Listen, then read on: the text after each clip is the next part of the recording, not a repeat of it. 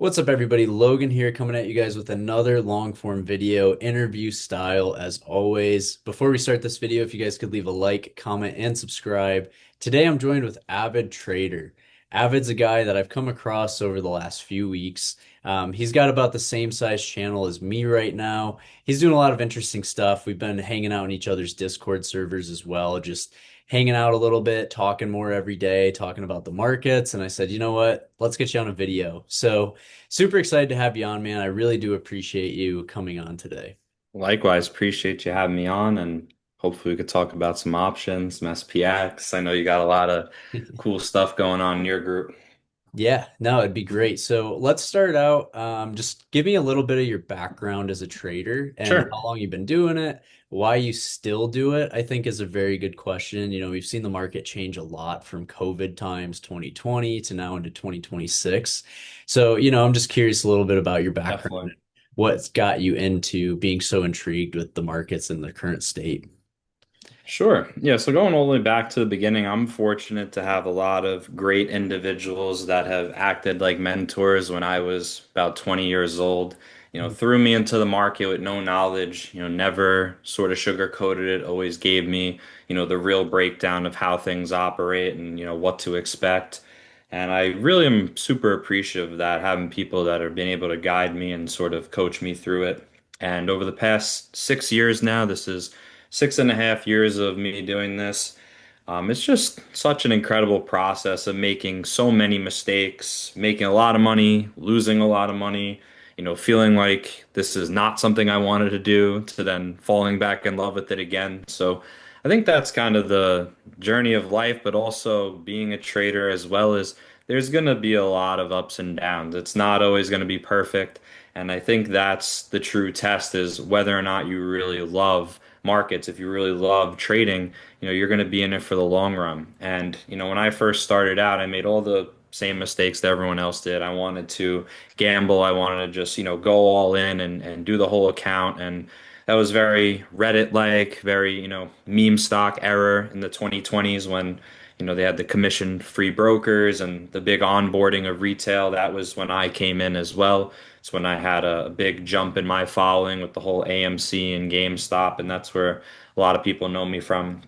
And, over the past, let's say, 5 years, just trying to navigate it the right way, seeing through, the crowds and the masses and thinking and moving like everybody else. And just found a strategy that works. Have an incredible group of people with me, a tight community that's been following me and by my side for, 3, 4, 5 years. Some of these people have been with me since day one. And it's, incredible. Every day, I either meet someone new or someone tells me, "Hey, I've been with you for 6 years from the very beginning." And it's just such a cool feeling because you don't realize how big of an impact you have on people. A lot of times, a stranger will be your best friend, a stranger will be your biggest supporter. And that's really what I've sort of experienced, throughout my career of calling out certain penny stocks and small caps and having incredible exits and just, making people money is that there's so many different walks of life, so many people that you're going to meet. And I think what really got me into this was some family members and friends, saying that I should do this. I never pictured myself ever doing this growing up. I never thought this would be a reality for me. I always say that very honestly to people. This is never in a million years would I think this would be my career. But it's something that I'm just passionate about. I love it. I genuinely am excited for Monday. Monday is my favorite day of the week. I love to just get up and get busy and talk to my group members, see that they're making money, being able to, give people a tool, something that no one can take away from them. We go to college, we go to trade school, we get a degree, we have some certificate that says we're specialized in doing X, Y, Z. That's something that, again, no one can take away from you. Trading, once you learn it the right way, same concept applies. It's something that, you don't need anybody to answer to. You could be your own boss. You could just start small and have it be, an hour a day, a side income. Then it turns into something bigger. And we've done that with about 5 to 10 members in our group over the past couple of years, where people have actually transitioned out of their jobs to now doing this full time, which I think is just so cool. So, in the most, selfless way to say it, I really love how big of an impact this has on other people. Of course I do it for me. I want to make money, I want to build my reputation and all those things, but the honest, answer is I just love the impact that I've made on so many people, and especially for all the individuals that I probably will never even know about. And yeah, I think that's, short and simple. 5, 6 years came a long way. It's been a lot of emotions, a roller coaster of emotions of doing everything wrong, figuring out what not to do, finally, getting it all to work. And I would say really the last 12 to 24 months is kind of how I would look at my career as like really the beginning of actually doing it the right way. I Yeah. started out the first 3, 4 years. It wasn't really the right way. It was learning how to, do it the right way, making all the mistakes, as I just said. So it's been a process, but I wouldn't trade it for anything. All the mistakes that I made, I'm happy to make them because I've learned from them, grow from them. So I hope that kind of painted the picture well. Here we are, and I'm just excited to be able to meet another like-minded individual who's crushing it in his own way. Yeah, man. Well, I appreciate that big time. And yeah, great story. I mean, that's about my story. I mean, I've been trading since I was 18. I'm 26 now. So, 8 years, but I didn't really start taking it very seriously until 2021. It was always just like something I always kept in the background. I was just learning. I was testing new strategies. I mean, 2020, I took it pretty seriously, but I wasn't doing it with like a level of capital that I paid attention to every day, you know? But yeah, I think the best part about that, right, is every year that goes by, I find myself like less emotionally attached to every trading day. I remember when I first started, I was like, I got to capitalize on every move every day, and it would just make me spiral sometimes. And I think nowadays I just have a really good balance with it. We're like, maybe I'll trade on a Thursday if the setup's great, maybe I'll trade on a Tuesday if even if it's not the best, my risk management is really good when the setup's not the best. So, I think that's one beautiful thing about trading is like the older you get and you have that wisdom, I feel like you become a little less bold in these markets. So, I'm very excited to hear that. So, one question I had for you and something I wanted to run down is like, what are some of your favorite trades that you've hit, I would say in the last year? I know this market's been really crazy and we can kind of zoom out a little bit here and zoom in on my daily chart. But, what are some of your favorite time periods, I guess, since like last June till about now that we've had to trade with like maybe some of your strategies and maybe run those down for us? Yeah, so if I go back, let me see in my analysis page. We had this sort of looking at ES. It was between the 24th, pretty much like a month ago, to this little chop that we saw in the first week of April. We noticed this sort of inverted head and shoulders playing out. I'm trying to see if I could find it, if I could Yeah. scroll back. And it was something that no one was talking about. Everybody was short. Everyone in my group was short too, being very aggressive when we saw massive volatility in oil. And I think the problem why a lot of traders, even guys in my group that are very, very good, they get so married to one metric. Oil's down, market has to do this. Dollar's down, yield is down. And a lot of times, of course, there are going to be direct and inverse relationships following VIX and whatever you track, in relation to, the indexes. But it's not always the case. And I think a lot of times, we were talking about before we were recording, is that a lot of people all start to, build this narrative of like, it's over. This is the top. This is the 2008 crash that we've been hearing for 3 years straight. And at some point, people don't detach from the narrative and they're not seeing the position sizing that's being built on the lows. And that's sort of what I like to focus on is that discrepancy in the premiums when you're seeing the slowdown of the selling pressure, the position taking long as the market is still heading down and just trying to kind of anticipate, when that reversal is going to come. And I think that was probably something in my group that was really, really interesting. I've never seen IWM run with such consistency. I mean, it was a one-way action day, just absolutely ripping every short to shreds. And I think it was the eighth. Yeah, so it was the 4-8. Yep. 4-7 was when that happened. Just one-way action. Everybody was short. The narrative was so bearish. Oil was exploding. Everyone thought, here comes 200 oil. And then all of a sudden, market just starts, squeezing everyone out. So it's like little things like that, I think, make up the bigger picture for me, is really trying to ignore the noise and really trying to almost be like a contrarian. Like when there's too much sentiment in one way, instantly I just want to think the opposite. Even if I'm wrong, even if short term it doesn't work out that way. But we know how manipulated the markets are. We know how institutions have such a big part of their algorithms based off of social sentiment and where retail's positioning. So when you're noticing on Twitter, every single big account is doom and gloom, negativity. CNN and all CNBC News, they're all saying the same thing. First thought initially is, okay, all Reddit, all Twitter's bearish. Let's start looking calls. That's Yep. always kind of where my mind goes. And it has to really be like a very large amount of people, not like one or two posts. But when it's like, Right. oh my God, there's no bullish site no bullish post in sight, I always start to look opposite. That's what I did there. I saw the technical setup and then it just exploded. And I think we went up about, oh wow, I didn't even realize it's that much. 600 points. I didn't even realize. Been trading SPY a little more with the premiums. Yeah, Um, totally. Totally. but yeah, wow. So 600 points up in what has it been? 10 days? I mean, this is like crazy. 10 markets up 10% in 10 days. Yeah. So, I think, one of the big things too, right, is like when so many people are short like that, I was sitting in cash like through this period. I was doing more same. long Yeah. stuff right here just because we were hitting my standard deviation line. And I was just doing more long, and then I was in cash on this big gap up for a couple days.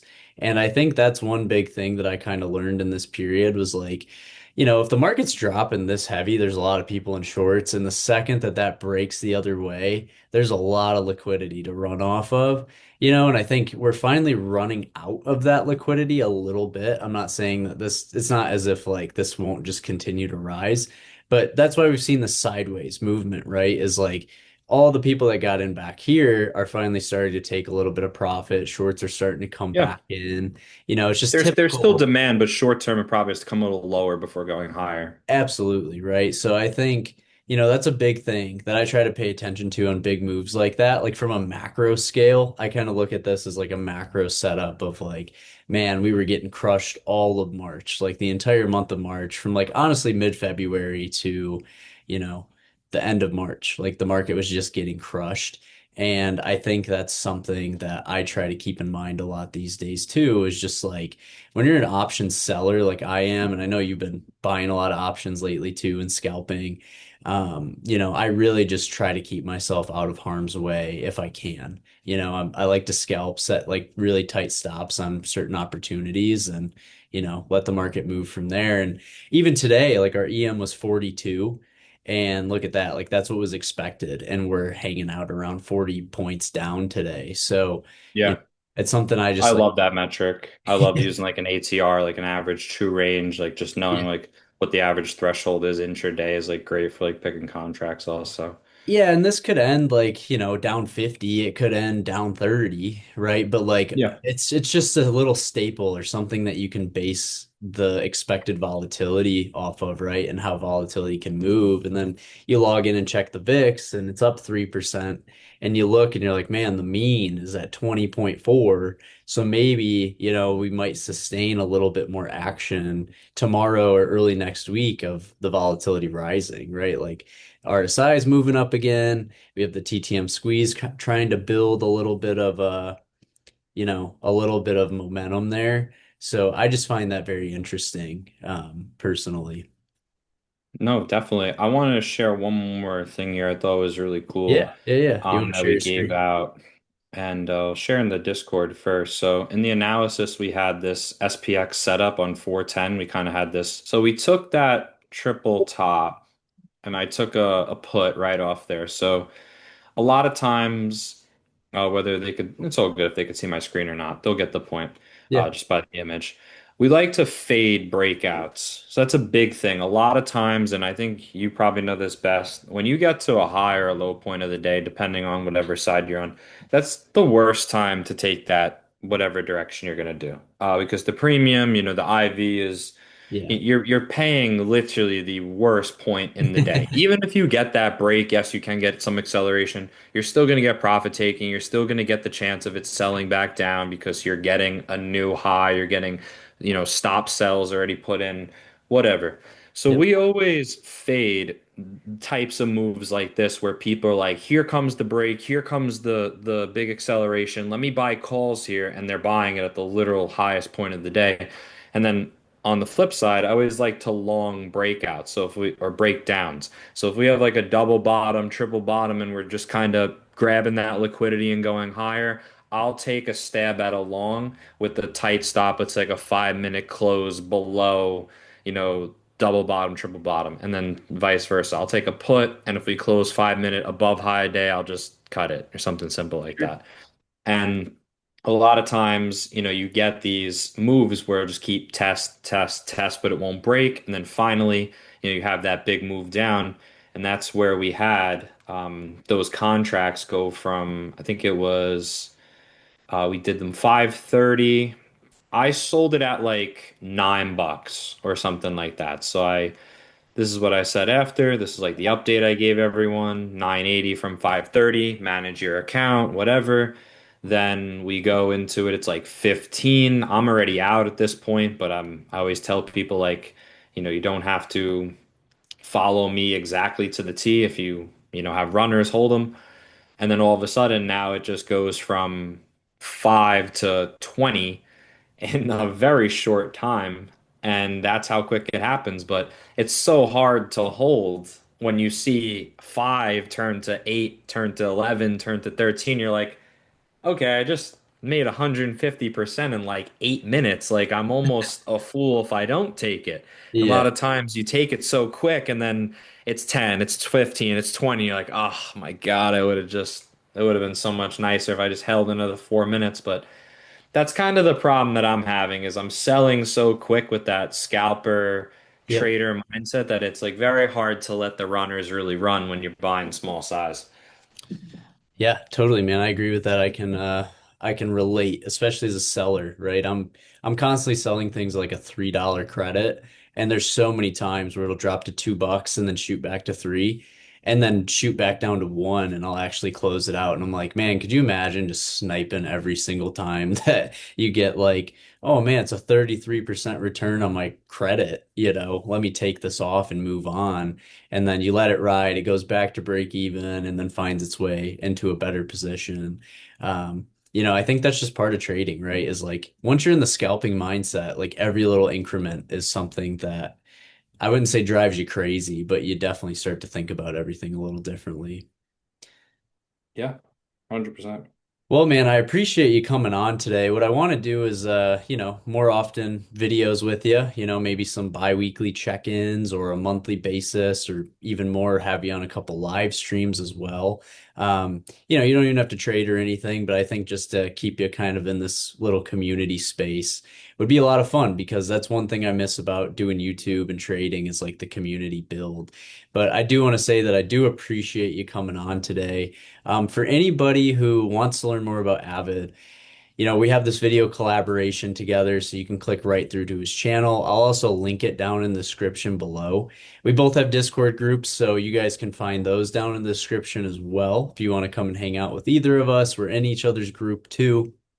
So, it's just a fun little community thing. Avid's been great to me so far. Everything's been great. He's a great dude. And his strategy is, of course, a little different than mine, but that's the beauty of trading, right? Is there's so many ways to tackle the markets and pay attention to the best entries, the best setups, the best risk management, and what works for everybody, right? Different account sizes and what risk you're willing to take. So I really do appreciate you coming on today, man. Thanks for having me. No, it's great. Let's definitely do it again sometime. Awesome. Well, that's going to be everything for us today, guys. Like I said, you guys can find the links in the description of this video, but that's going to be everything for us. We do appreciate you guys watching. Don't forget to like, comment, and subscribe, and we will see you guys in the next video.